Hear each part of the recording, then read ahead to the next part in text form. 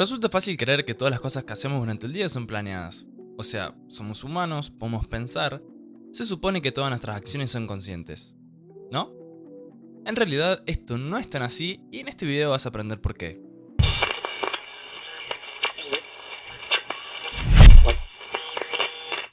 Hola píxeles, somos Manuel y Joaquín y esto es SN Abstract. Este es el primer review de una serie de reseñas de libros que vienen en camino. Nos pareció oportuno empezar con uno de los libros que más influencia tuvo sobre nosotros, El poder del hábito de Charles Duhigg. Antes de empezar, vamos a definir bien qué es un hábito, porque a veces genera confusiones. Los hábitos son acciones que realizamos automáticamente cuando recibimos alguna señal del ambiente que nos recuerda algo que ya hicimos en situaciones similares. O sea que son cosas que hacemos sin darnos cuenta cuando algo del entorno activa ese comportamiento. Ahora bien, ¿qué función cumple en nuestras vidas que hagamos cosas de forma automática? El cerebro humano hace todo lo posible para ahorrar energía en tareas simples para luego utilizarla en otras que realmente demandan atención. Uno de los mecanismos que utiliza es evitar la toma de decisiones siempre que se pueda. Elegir entre dos o más opciones conlleva plantear varios escenarios posibles en tu cabeza y analizar sus distintas consecuencias.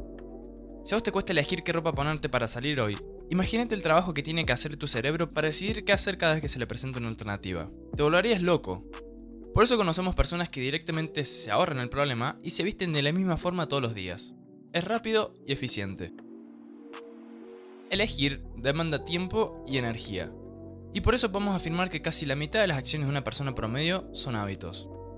O sea, el 50% de las actividades que realizamos diariamente se repiten en el mismo lugar y en el mismo contexto.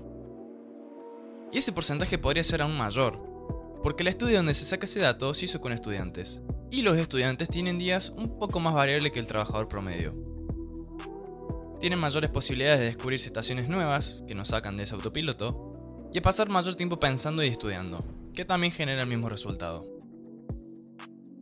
Entender cómo funcionan los hábitos nos permite modificarlos o reemplazarlos por otros más beneficiosos.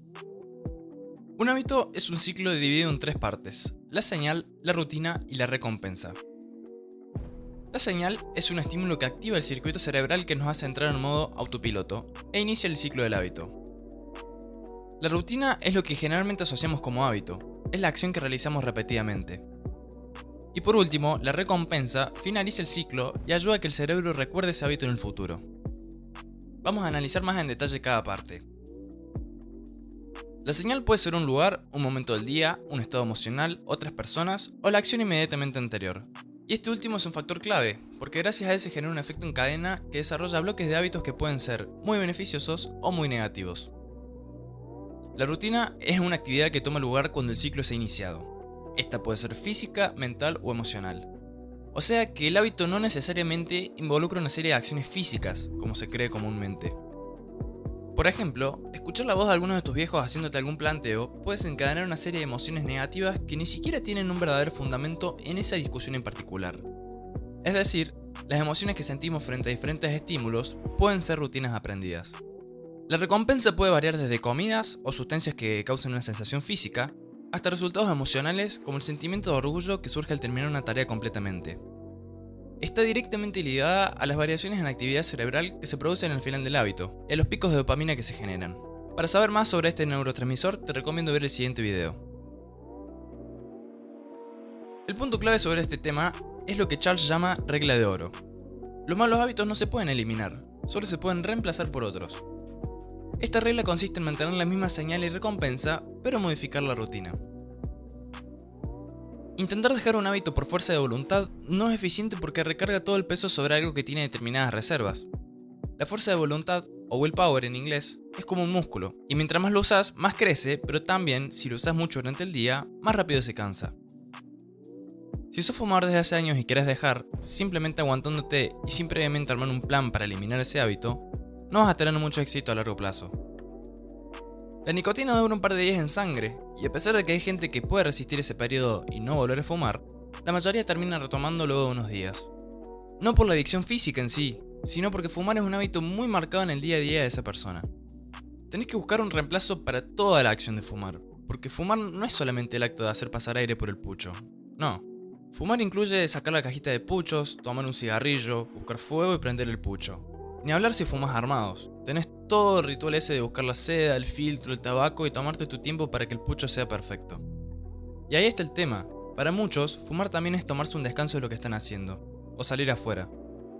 Dependerá de cada uno cuál es la señal que desencadena ese hábito, porque para alguien puede ser eso, querer tomarse un descanso del trabajo, pero para otro pueden ser los nervios que le generó una discusión, o la costumbre de prender un pucho al subir el auto. Algunos hábitos tienen el poder de iniciar una reacción en cadena, cambiando otros hábitos a medida que se instauran en la vida de una persona. Por eso es común escuchar casos de personas que cambiaron una pequeña parte de su estilo de vida que terminó afectando en otras áreas. Estos hábitos se llaman hábitos básicos, justamente porque son la base para el resto. Muchas empresas usan hábitos básicos para crear una cultura de trabajo tan fuerte dentro de la organización que se mantiene aún en épocas de crisis. O sea, si se ve una situación fuera de lo común, el empleado no tiene que tomar decisiones porque ya tiene aprendidas las acciones que debe ejecutar. Estos hábitos básicos pueden ser positivos o negativos. Si te propones ir al gimnasio de manera constante, con el paso del tiempo eso va a llevar a que también te enfoques en cambiar la forma en que te alimentas, a que empieces a tomar más agua durante el día y hasta en que te preocupes por mejorar la forma en que dormís. Lo otro que puede pasar es que desarrolles hábitos básicos, pero que tengan un impacto negativo en el resto de tu vida. Por ejemplo, si te acostumbras a acostarte tarde por ver series o jugar videojuegos, en las mañanas te vas a despertar muy tarde y eso va a afectar el desarrollo del resto de tu día. Cualquier aspecto de nuestras vidas se puede cambiar si realmente tenemos el deseo de hacerlo. Tal vez si tomamos un hábito por sí solo, no parezca tener un gran impacto en la imagen total, pero la acumulación de todos nuestros hábitos le dan forma a nuestra vida. La verdad es que es difícil creer que podemos cambiar algo que realmente nos hace mal si nunca antes hicimos algo parecido. Todavía no te identificás como alguien que puede tomar esa actividad nueva, o al revés, dejar de hacer eso que no te ayuda con el resto de las cosas. Para solucionar esto hay que generar confianza en nosotros mismos, y eso se logra con pequeñas victorias o small wins. You gotta believe that change is possible. You have to tell yourself every day, I can change and I will change. I can change and I will change. Louder. I can change and I will change. I still can't hear you. You're an audiobook. Cambiar toda nuestra vida de un día para otro no existe. Eso pasa en las películas nomás. Es más, a veces el personaje trabaja mucho para cambiar, entrenando o estudiando para un gran evento, pero la película te resume todo eso en una escena de 5 minutos. Tomemos por ejemplo la famosa escena de Rocky, donde lo podemos ver entrenando en las calles de Filadelfia.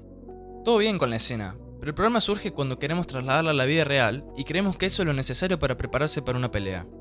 Cuando la realidad es que es un trabajo de todos los días, en el que hay que entrenar, comer, dormir y repetir. Esa es la posta que no te muestran.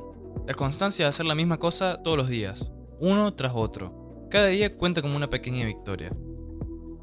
Lo engañoso de los hábitos es que, al ser comportamientos automáticos, muy pocas veces somos capaces de diferenciarlos. Capaz te mordés las uñas cada vez que estás por rendir un parcial o cuando te sentís incómodo socialmente y no te das cuenta. Acá entra en juego un factor muy importante, el autoconocimiento o self-awareness. Self-awareness. Tenemos que preguntarnos cuáles son los motivos que están detrás de esos hábitos que queremos cambiar para solucionar el problema de raíz. El primer paso es hacer la elección consciente de que queremos cambiar el hábito. A partir de ahí tenemos que identificar cada momento en el que surja la necesidad de llevar a cabo ese hábito. Vamos a ir con el ejemplo del cigarrillo.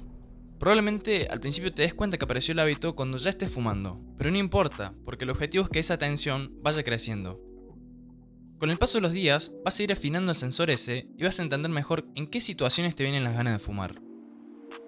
El siguiente paso es identificar cuál es la verdadera señal que activa el hábito. ¿Es la necesidad de tomarte un descanso? ¿De salir a hacer sociales con tus compañeros? ¿Sentís tensión acumulada y el pucho te relaja?